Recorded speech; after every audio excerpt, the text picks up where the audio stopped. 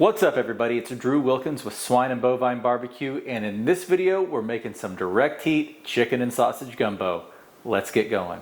We have ourselves a couple of piles of chicken here. Now this is mostly chicken backbones that I keep and freeze when I spatchcock a chicken to make homemade chicken stock out of. So that's what we're going to do with this. We're going to roast these on the direct heat pit, unseasoned, because we don't want our bone broth to have any seasoning in it. We want to adjust that afterwards on our own. And then the second is a half chicken. One of the backbones from this, when I spatchcocked it, is in here, but this is simply just your run-of-the-mill half chicken, got the wing tucked. We're gonna cook this direct heat. Then we're gonna pull the meat off, throw the bones and carcass from this in the chicken broth as well. That way we get as much flavor as we can possibly get out of our bone broth. For this chicken, we are gonna season the half chicken, and we're just going on with some Louisiana Crawfish Company Creole seasoning. Feel free to use whatever you like, whatever Cajun type seasoning you like, but they send this whenever you get crawfish or anything else from them, and I really like it. And I've got a lot of bottles because I've ordered a lot of stuff from them. So we're just gonna go on with a liberal coating of it on the top here. Do the back as well, which is probably where we should have started. Got this seasoned up, let's go fire up the pit. Chud box is cruising along at 325, 350, which is right where we want it when we cook chicken. So we're gonna go ahead and put on our backbones. We're gonna get our half chicken right in the middle. So just gonna shut this down and let it cook. We wanna get some great color and flavor on our backbones and necks for the stock. Once the underside is looking pretty good, we'll flip it, get some color on the top side, skin side of this chicken. For now, shutting it down, letting it cook. We're about 40 minutes into this cook, so we're gonna get everything flipped over.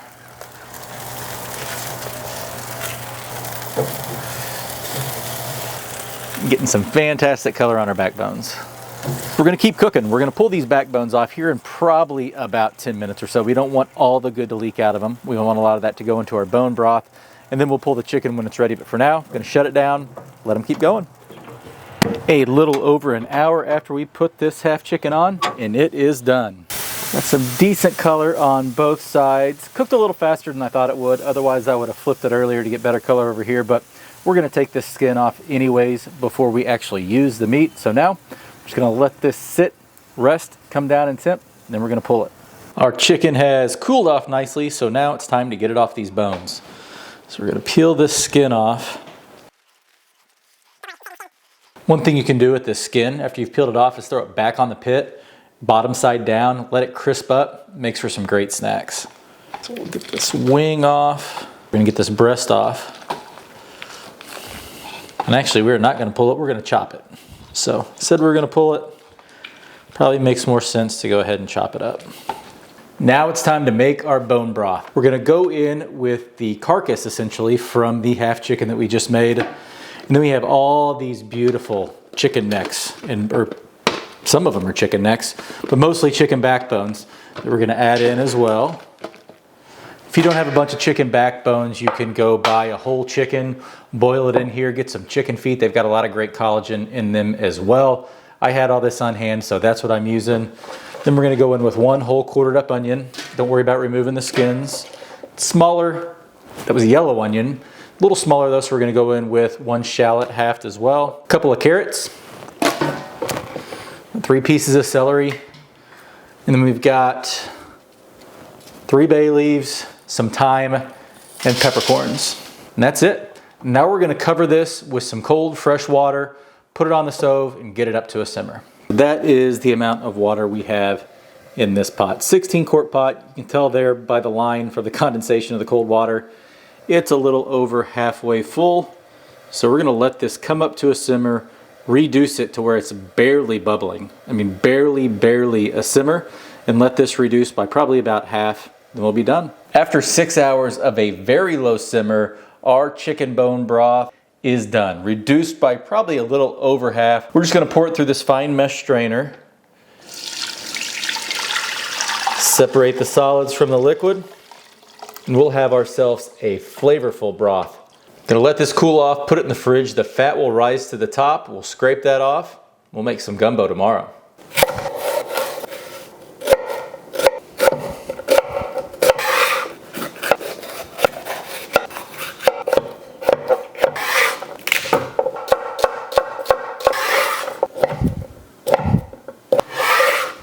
pot on the heat here. First thing we're going to do is brown our sausage a little bit. We don't want to scorch it, but we do want to get it browned a little bit. It'll add a little fat and flavor to the bottom of the pan prior to doing our roux. So we're just going to brown this up lightly.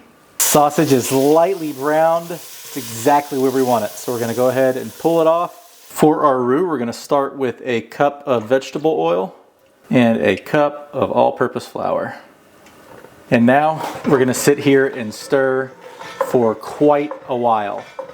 I love a really, really, really dark chocolate roux. I don't like a light blonde roux. I don't like a milk chocolatey type roux. I want a dark chocolate roux. So it's taken over an hour before to do this. I like the process. I know there's different ways of baking flour on a baking sheet. You don't have to use as much oil. It makes it a little healthier. But you know, I make gumbo 2, 3, 4 times a year. And I actually enjoy this process of stirring and making the roux and getting it to where I want it to be. So I go this route. Do it however you'd like.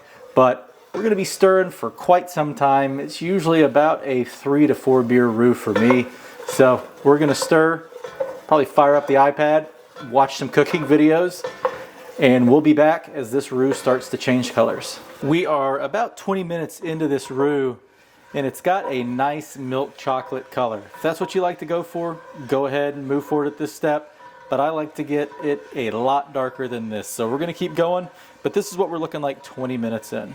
A little over 40 minutes in, and our roux is looking fabulous. This is exactly where I like it. So now we're going to go in with the Holy Trinity: celery, onions, and bell peppers.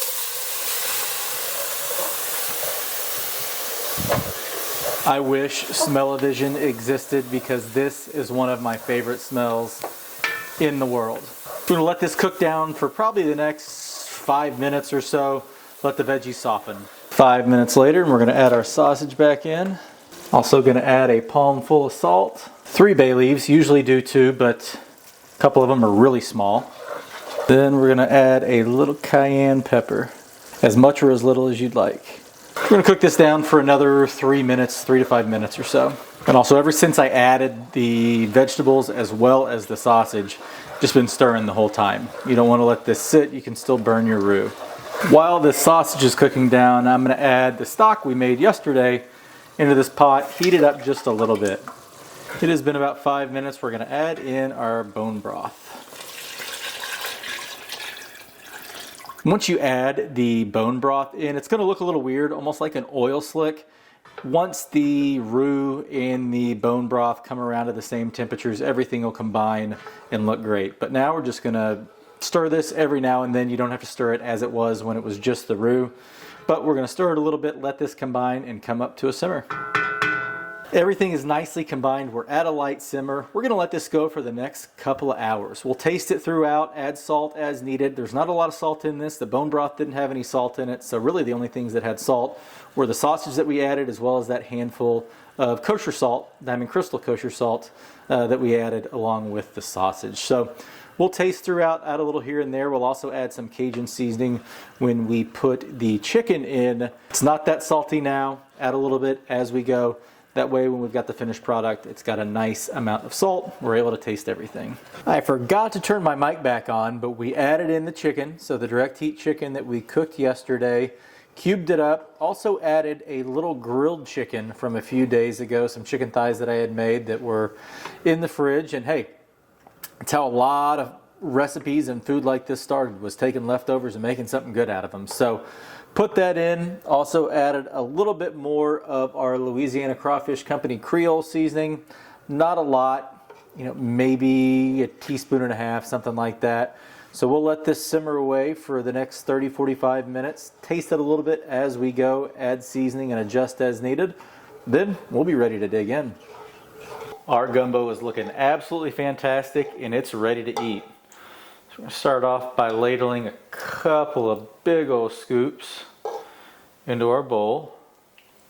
And I know you're probably thinking, where's the rice? Well, last couple of years I've become a huge fan of mustard-based potato salad over rice in my gumbo.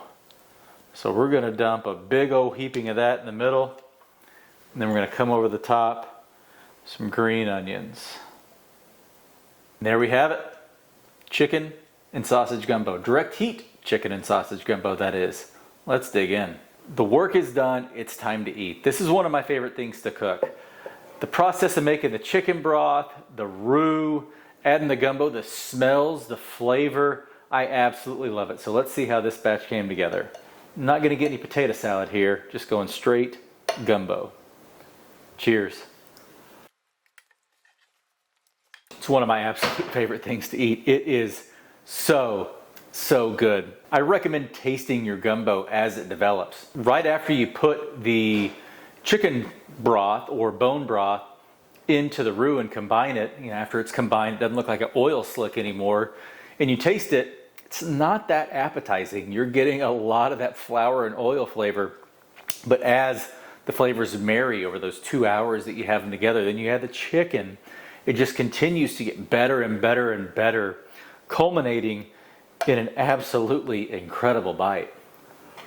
Just full of flavor. I love a darker roux. If you don't love the flavor of a darker roux, take it lighter. Go to the milk chocolate one that I showed you, I think it was 20 minutes in. But the flavor you get from a dark roux, I mean, you can see this. I don't know how well you can see it. Take a bite with some potato salad. We had a good friend that recommended putting potato salad in gumbo a few years back, and I thought that they were insane until I tried it.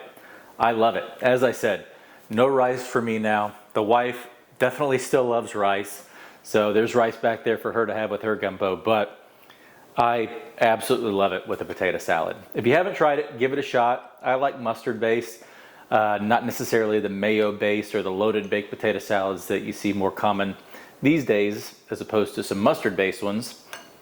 But give it a shot. Let me know what you think in the comments below. Yeah, this is absolutely up there on my favorite things I make list. That's going to do it for this video.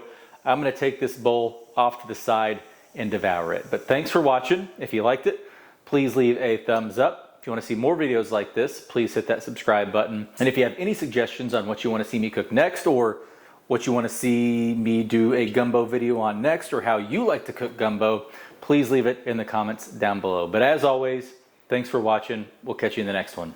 Bye.